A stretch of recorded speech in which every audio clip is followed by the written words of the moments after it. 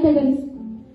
Өзіңіз білетіндей, Аманжолдың әкесі Қазақстанға атақты бизнесмен, ол өз баласын қылмыстан жазасын жабу үшін көп нәрсеге дайын. Так, Ақжолда Аманжол деймісің? Жоқ, мен бұл жаба алмаймын. Ол өте үлкен қылмыс. Еш уайымдамаңыз, сол қылмыс болған жағдайда Аманжолдың қасында Досжан деген дос болған екен. Сіз тек қылмысты соның атын аударып, Аманжолды бостандыққа шығарсаңыз. Мұндай ақшаны мен ұстап көрген жоқпын. Бұл маған берілген мүмкіндік шығар. Жақсы, сотта кездесеміз.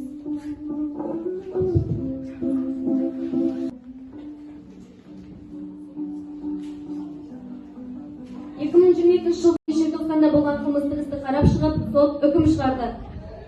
Ақжолда Аманжол барлық дәлелдерге сәйкес айыпсыз деп танылып бостандыққа шығарылсын. Ал Ардақұлы Досжан 9 жылға бас бостандығынан айырылсын. Бұл әділетсіздік. Менің балам қылмыскер емес. Алло, сәлеметсіз бе? Мен сізге ауруханадан хабарласып тұрмын. Сіздің қызыңызға бұзақылар келіп тап берді. Тез келіңіз. Не? Қызым қайда? Қай бұзақы? Сізді бірінші ауруханада күтеміз. Сәлеметсіз бе? Қызым қайда? Не болды оған? Сіздің қызыңызды жаңа ғана операцияна алып шықтық. Қолымыздан келген барлығын жасадық, бірақ аман алып қалмадық. Жоқ! Қызым!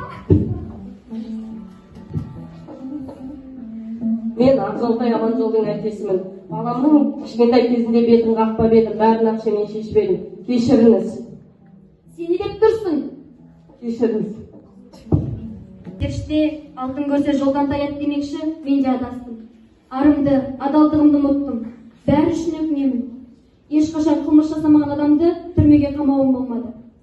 Адам бойындағы бар құндылықтарды жарыққа шығара алмаған жандар ендігі бұл қоғамдағы біреуге үлгі, біреуге осы дәрежеге дейін жетпеуіне біз сенеміз. Біреуге қиянат жасамау, өзінің ақысын жемеу және ақша арқылы бәрін сатып алуға болмайтынын біздің кейіпкерлер түсінді. Адалдық бар жерде адамдық жүреді. Парасыз